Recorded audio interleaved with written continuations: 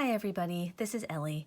Thanks so much for joining me today for a video where I share how I've set up my Hobonichi weeks as a reading and podcast journal. I mentioned this setup in a couple of videos and people did have some questions. So it's honestly a very simple setup, but I am happy to share it with you guys. This is the regular weeks in the Toad Lily cover, which I think is gorgeous. And right now I do have it in a clear cover on cover from Hobonichi. I do also have some gorgeous Weeks leather covers, so you may see it move in and out of those throughout the year. I've kept the inside decorations pretty simple. This is the pocket that comes with the Weeks. And I made this card. I stamped a quote from Michelangelo, "I am still learning," which I thought was perfect for a reading and podcast journal. And I do have some washi tape here from Note and Wish, and unfortunately I don't recall where the grid washi is from. When I came across this sticker, I was so happy because I think it is perfect for a reading journal.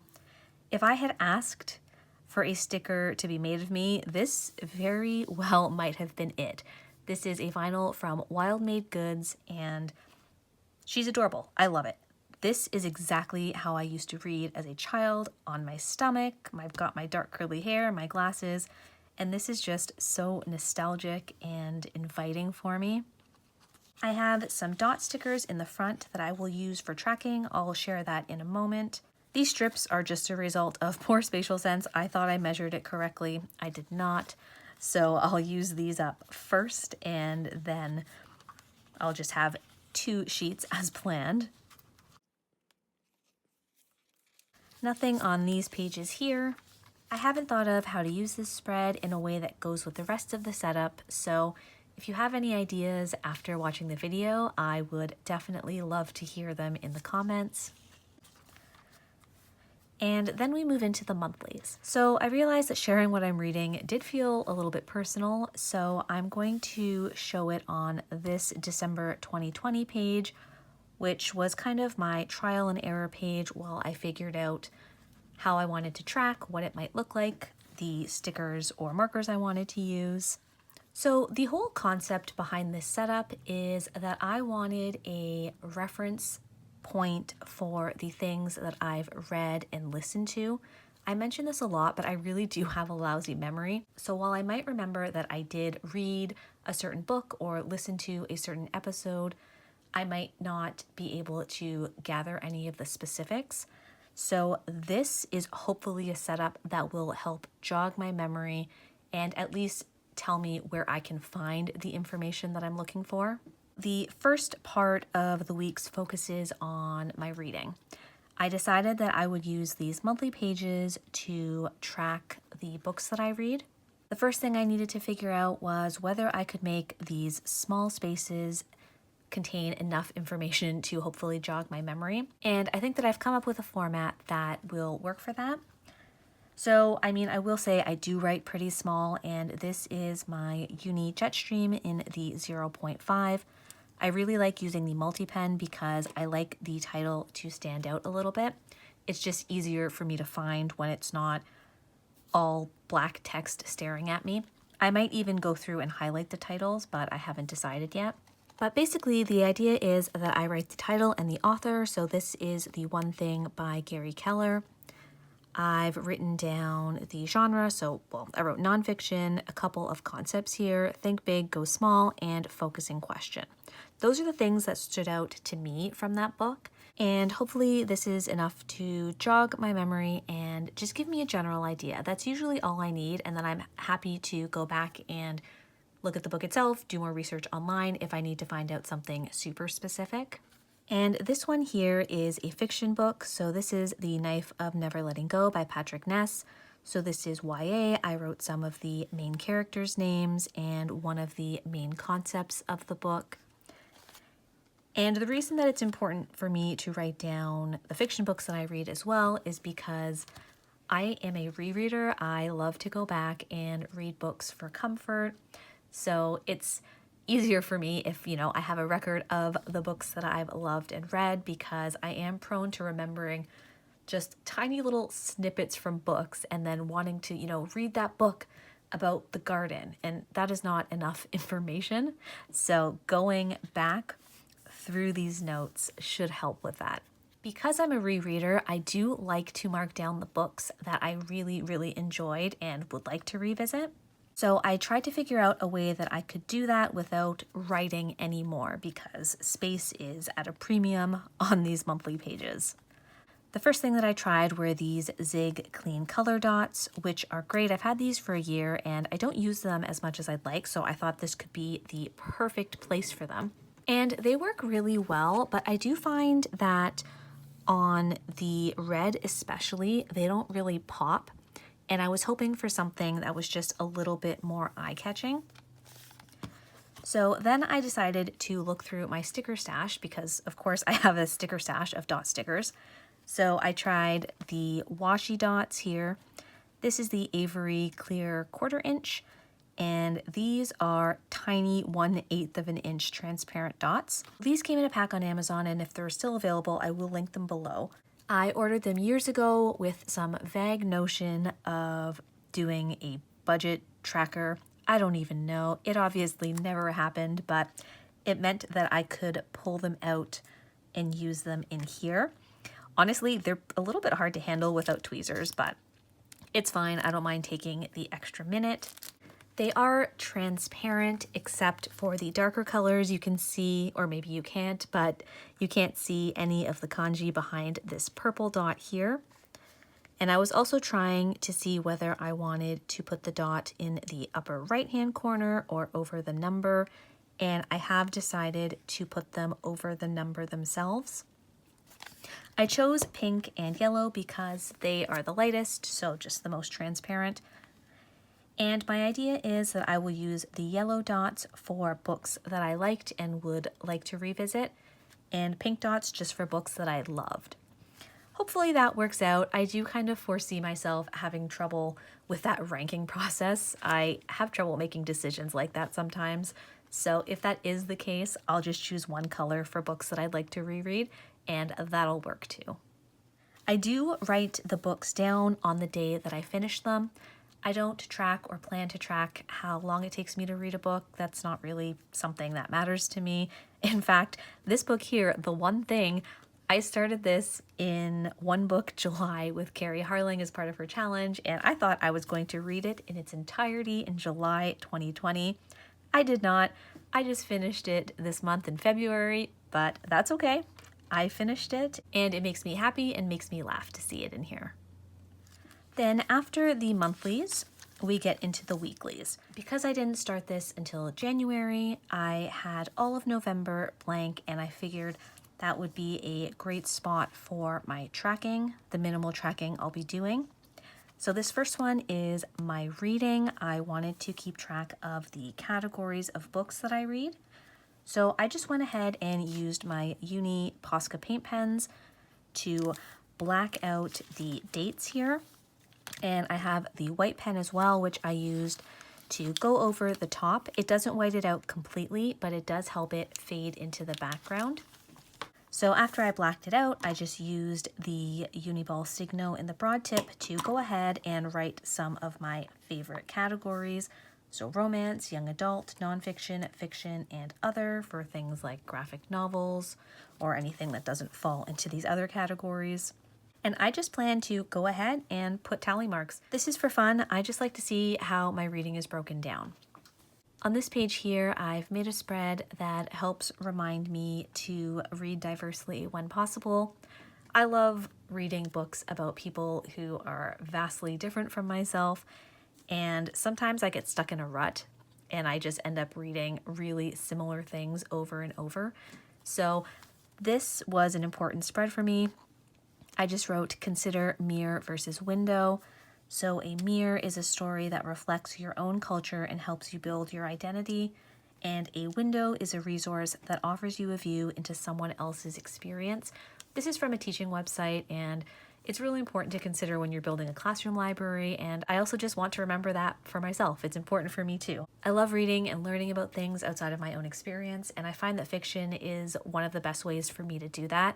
I struggle with kind of more dry historical texts, so I do like what I learn through reading great stories. Then up here, I've also just written down some things that I could think about when I do consider reading diversely. I've included some categories here that either the author or the main character may fall into: gender identity, are they BIPOC, nationality, setting, LGBTQIA+, faith, and disability. Is this an own voices work? And is the diversity the focus of the story?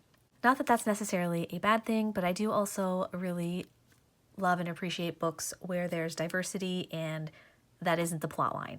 It's just a reflection of the world. I don't know if I'm explaining that well, but I like having this spread just as a reference point and as a reminder. And this is the entirety of it. I'm not going to do anything more thorough. I looked up a lot of reading journal inspiration videos and spreads, and there are some great and very, very thorough ways to track your reading and how diversely you're reading, and even breaking down these categories into much more specific categories. But this is enough for me, and I think it's going to be fun to look at and think about this year. This is from the Happy Planner Homebody sticker book, and so is this box up here. And this spread is for my favorites. So I've gone ahead and written down all of the months. The idea is to write between 1 and 3 favorites. Ideally, it will be 1. I know myself, it probably won't be 1. So I've given myself, a realistic option here. And then this last space will be for my favorites of 2021. I think this will be really fun to see at a glance. And I've just put down some washi from Note and Wish. I had gone ahead and blacked out and whited out this page, but I couldn't think of any other trackers, so I have a few empty pages here if I need them, and if not, then empty they'll stay. After that, we move into my podcast tracking, and this is also very simple and straightforward. Basically, what I've been doing is I will write the title of the podcast as well as the guest. I like to write down if it's something that Paul and I listen to together. And then on this side, I just go ahead and write down my main takeaways from the episode. So this is just whatever I remember off the top of my head, usually right after I listen to it, because like I said, it floats away pretty quickly. I don't look at the show notes or anything, and that way I just know that what comes out is kind of what stuck with me and will be way more effective at jogging my memory. I just go ahead and have fun with it. I do a little bit of hand lettering. I did start off using this Micron PN because I wanted it to jump off the page at me, but I might just end up using the Uni Jetstream in here because it makes sense just to carry one pen with the setup.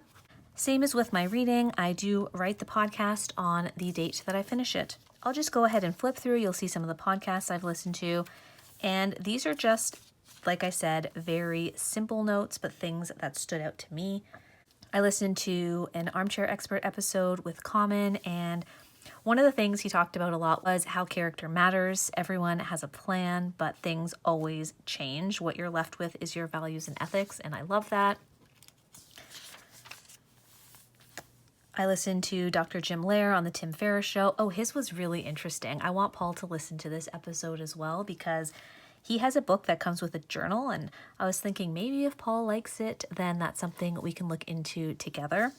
He's a sports and he's a performance psychologist. So I thought it was really interesting because, guys, I am extremely far away from an elite athlete or a professional athlete, but I still found a lot to take away from that. So that's the type of thing I really, really enjoy learning about.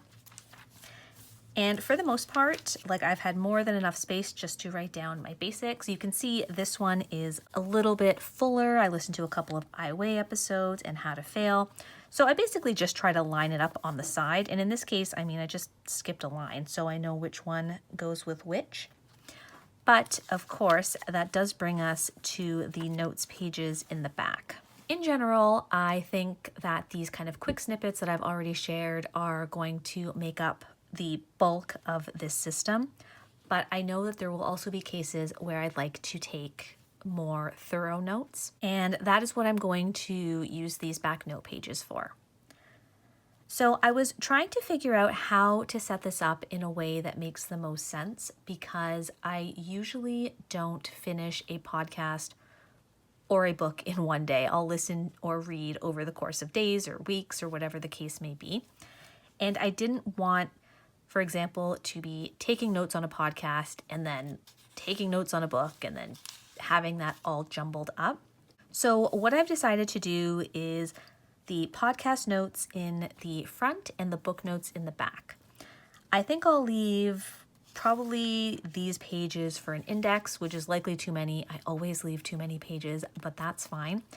And I'll keep my podcast notes in the front because I think I'll have more of them. Some podcasts I listen to for entertainment, and I mean, I do always learn something and get something of value out of it, which is what I do jot down. But there are some podcasts, for example, there's a gut health podcast that I would like to listen to, but I know I'm going to want to take way more thorough notes from that. So that's the type of thing that will go here. Then when it comes to books, I was thinking about what made the most sense starting from the back. I was trying to think if I could gauge how much space I thought I would need. No, I'm terrible at that. I can't do that. And then I thought maybe I can just work backwards, but I think that will be really annoying really fast. So the plan is just to flip it around and use it this way. That's the great thing about grid spacing. This line, it doesn't bother me at all, nor do the page numbers. And I'm just going to go ahead and put my book notes like this. And I've never done this before, but I think it's going to work just fine. It doesn't bother me at all that they'll be upside down because it's going to be really, really functional for me. I'm excited. You'll see I don't have any notes in the back section yet at all, but hopefully I will get into this soon. Because this is the regular weeks, it has the 71 pages only. And when I first started setting this up, I was like, oh no, I definitely should get the mega weeks. I'm going to need all the space. But honestly, knowing me, this is likely going to be enough. And if it's not, that's fine. I have some weeks notebooks and I'll make it work and know for next time. And speaking of weeks notebooks, that is the last thing that is in this setup here. I have a friend who I talk with on the phone regularly, and we have some really great conversations. We're interested in the same topics, and we read Daring Greatly by Brené Brown together last year, and this year we're going to read The Gifts of Imperfection. During our conversations, I always find myself doodling or hand lettering, and I love these pages. They're always such a fun kind of snapshot of what we were talking about at the time. So I thought it would be really fun for me to just have a notebook that contained all of that in one space. So if you haven't seen these come in a 3-pack. They're pretty thin. I bought this with my very first Hobonichi order in late 2018, and I've never used them. So I'm excited to have thought of a way to use them that makes sense and will be functional and fun. And this notebook can be something that I keep. It's definitely slim enough to just be archived right with the weeks. Or, I mean, if I don't think I want it or need it, then I can just recycle it. So I like having that tucked in the back there. And that is my reading and podcast setup. If you have any questions, please feel free to ask down below. And if you're doing anything similar, I'd love to hear how you've set it up and what things you're tracking. I'm really looking forward to getting into this year. It's simple, and I think that's the best part of it for me. Otherwise, I probably won't use it consistently. Right now, it just stays on my desk or right by my bed. My desk is actually, right next to my bed, so it's always in the vicinity, and that way it makes it really easy for me to just quickly open it up and jot down my notes. I hope you're all doing well. Thank you so much for watching, and I'll see you next time.